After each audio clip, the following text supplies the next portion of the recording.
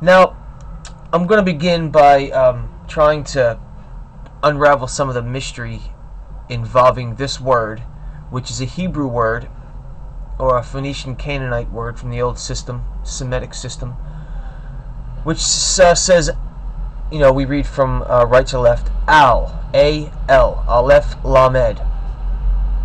Now, this word is identifiable to a lot of people. I mean, in names, all the Hebrew names, especially the angelic names, end with this suffix, like Gabriel, Raphael, Michael, Ariel, even the prophets, Daniel, Ezekiel. This is a word for God, El. In the Old Testament, in Genesis, the first mention of God is the word Elohim, which apparently is a plural word. The masculinization of a feminine Hebrew word, Elwah, and the masculine prefix to that, making a kind of androgynous word in Hebrew grammar. Elohim, collective. It's a plural word. So we're going to try to investigate this name a little bit and its relation to what we've been talking about with all this occult business, especially regarding Saturn and this mystery. I'm going to start by reading from the book of Ezekiel, chapter 8, verse 12 through 16. Then he brought me to the entrance to the north gate of the house of the Lord, and I saw women sitting there, mourning for Tammuz. Now, Tammuz was an ancient sun god of resurrection in the old Babylonian, Phoenician, Canaanite system, where we had these personages, Mithra, Tammuz, and basically Baal were the sun gods, or the objects of sun worship. Going on, verse 15. He said to me, "Do you see this, son of man? You will see things that are even more detestable than this."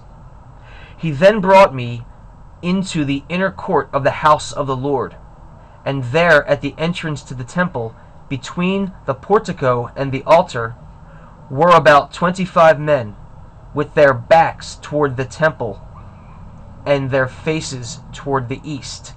They were bowing down to the sun in the east. Alright, now the reason this is so deplorable and detestable, or the reason that God says this is detestable when he's showing Ezekiel this vision, is because people are worshiping the creation. People were worshiping, instead of the Almighty, inside the temple. They had their back to the temple, and they were facing the sun, worshiping the sun. So this clearly indicates, as a rebuttal to like Zeitgeist and Sarion and Jordan Maxwell and Michael Sarion and all these people out there promoting this rhetoric that Christianity and Judaism are anthropomorphisms of the sun. This clearly is just one passage that I kind of ran across that shows that this is addressed in the Old Testament. Basically, the Old Testament saying, look, no, don't worship the sun. The Almighty God is not a representation of the sun. So I just wanted to start off with that verse a little bit before we start getting into a little bit more of the more obscure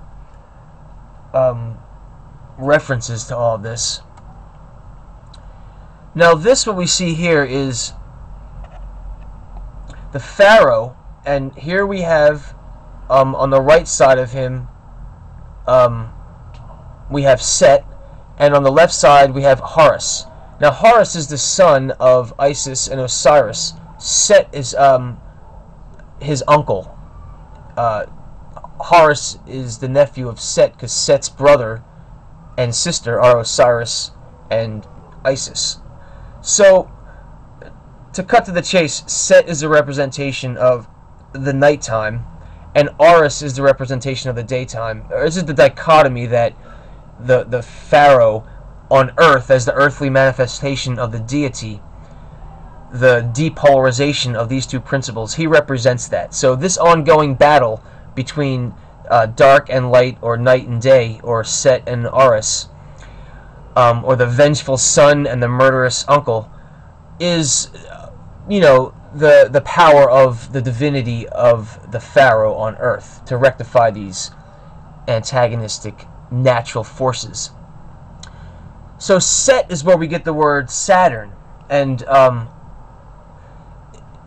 going to go on with another picture. Now this is actually Chronos.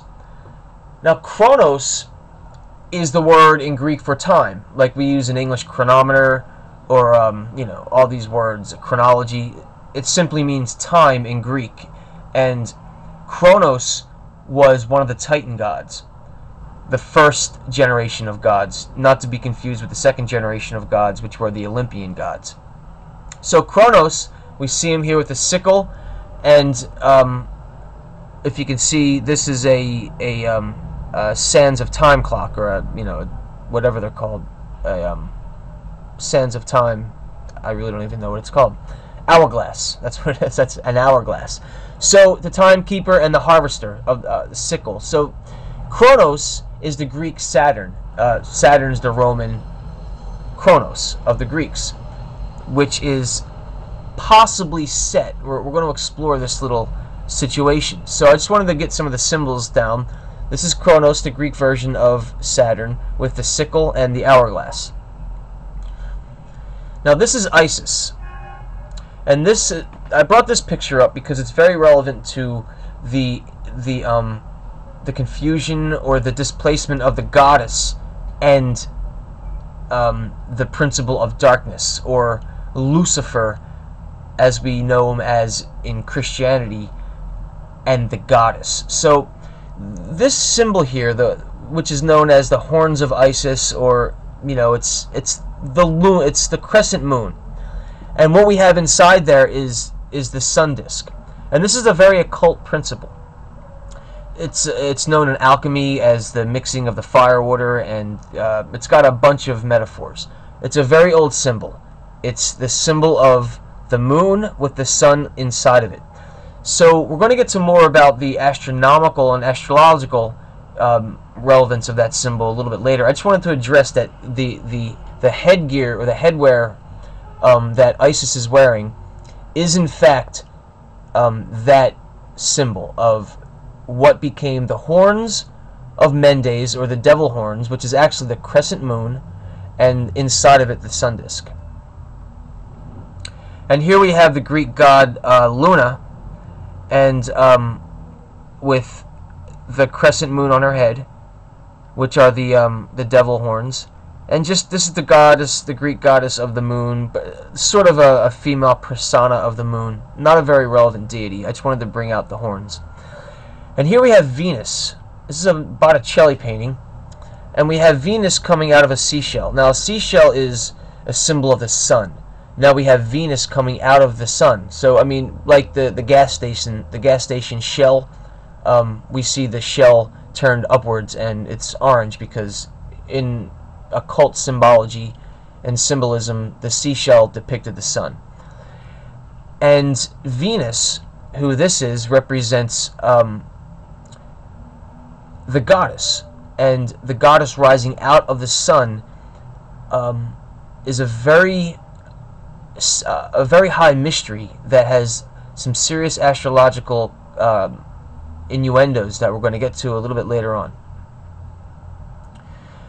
And here we have the horns of the goat of Mendes, which this is Set. You know, if the headgear that he's wearing, the entire dog head, or whatever we want to call it, the head of the goat. It's kind of a confused situation.